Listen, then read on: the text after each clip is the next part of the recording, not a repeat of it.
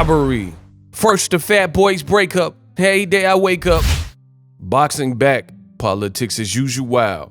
Tyson Fury versus Francis Ngannou. Was it a robbery? Let me know in the comment section. I'm gonna give you guys my thoughts. Now, the fight was a lot different than a lot of people expected. Many people are now saying that Tyson Fury lost to Francis Ngannou. Ego thoughts.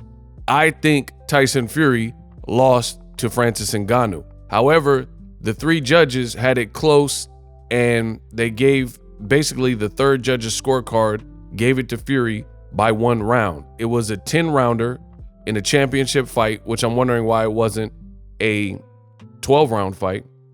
Ngannou never was hurt. He never looked like he was hurt. He never looked like he was out of it. He never looked too frazzled or like his cardio was too crazy. So it was just a different fight than people expected. Oh yeah, and did I mention Tyson Fury also got dropped? Tyson Fury got dropped in the 3rd round.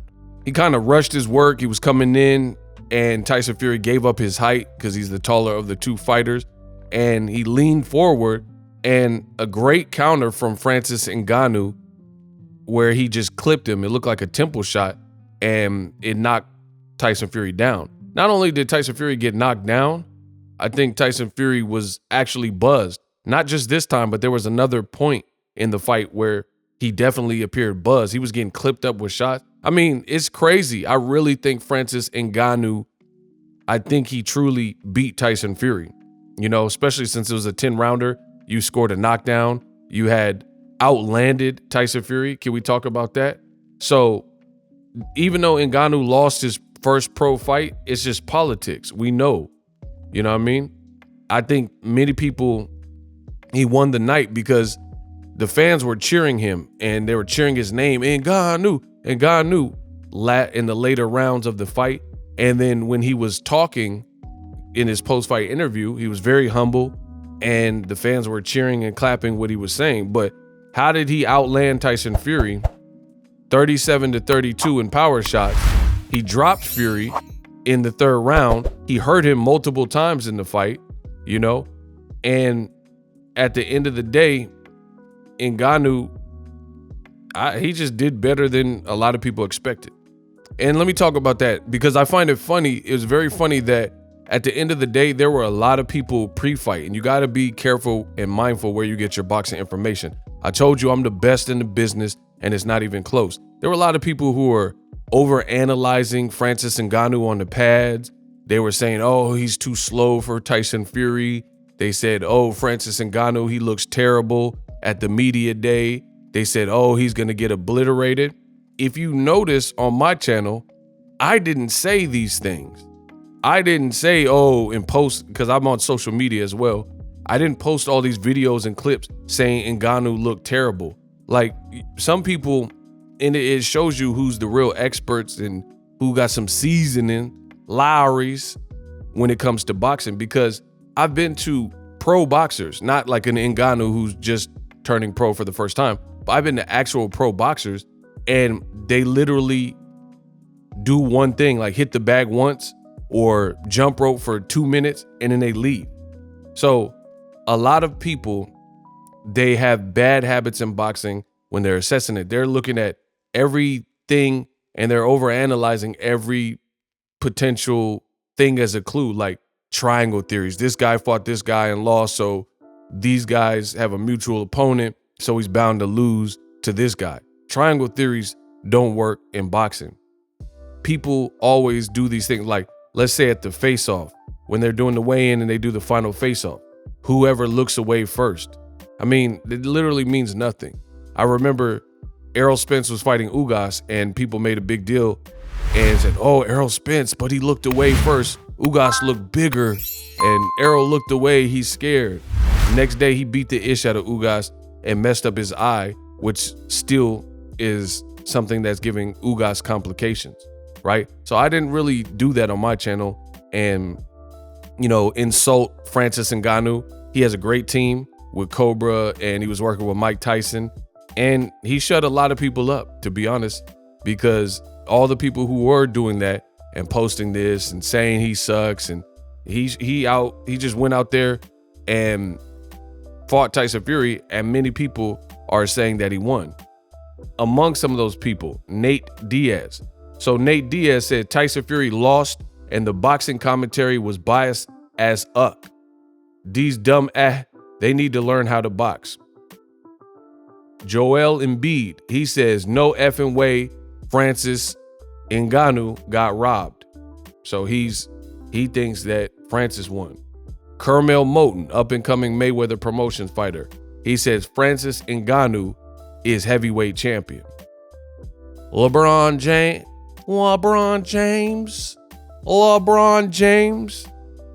James on his verified page says this is exactly why I don't watch boxing. Come on, man. So you already know what that represents. Fury went out there and took a L to an MMA fighter. This was a bad look. Now, I know Fury and Ngannou were paid handsomely, but this didn't do Fury any favors because the world at large, most people looked at the underdog, Ngannou. A lot of people undermined him, said he was going to get tore up from the flow up. You know, he's going to get toe up from the flow up. And he out there calm, patient. Ngannou was taking his time, picking his shots. He never seemed out of place. He never seemed hurt. So as far as I'm concerned, this is an L for Tyson Fury. And for me, it's not as shocking as it is to some of y'all, which is why I didn't try to roast Ngannou and do all this read into his media day and all this other goofy stuff that other boxing YouTubers or commentators on boxing pages were doing. I didn't do none of that. And there's a reason. The other reason is I don't hold Tyson Fury in the same regard as a lot of you guys do in the comment section. There were people saying Tyson Fury is the greatest ever. He's better than Lennox Lewis. There were people, including Shakur Stevenson, who said that Tyson Fury, he was way too big and he would beat Muhammad Ali. Like Muhammad Ali, the GOAT. I shook up the world, Rumble. I'm too fast, I'm too pretty. Like really, like Muhammad Ali, you know, the GOAT. And then he fights a one-time boxer in his first pro fight and does abysmally, looks tired. Even in like, I want to say round 8 or 9, Fury was like trying to dance and like, it was almost like playing racquetball. Like he was just like almost throwing backhands just to keep the Ngannou at range, but he wasn't landing. He was just like flicking out. I can't even say it's like a backhanded jab.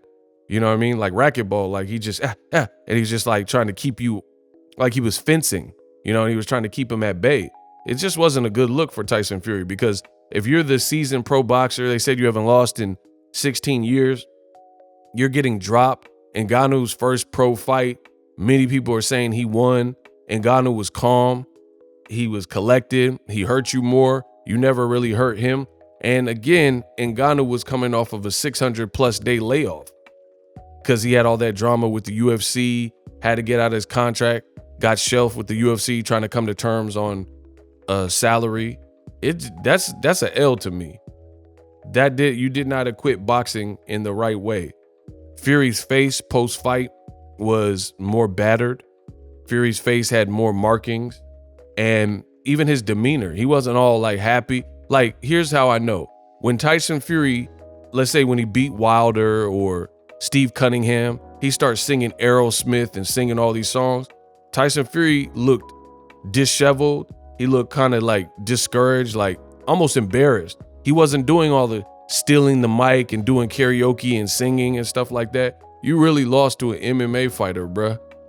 And that's crazy. That's crazy.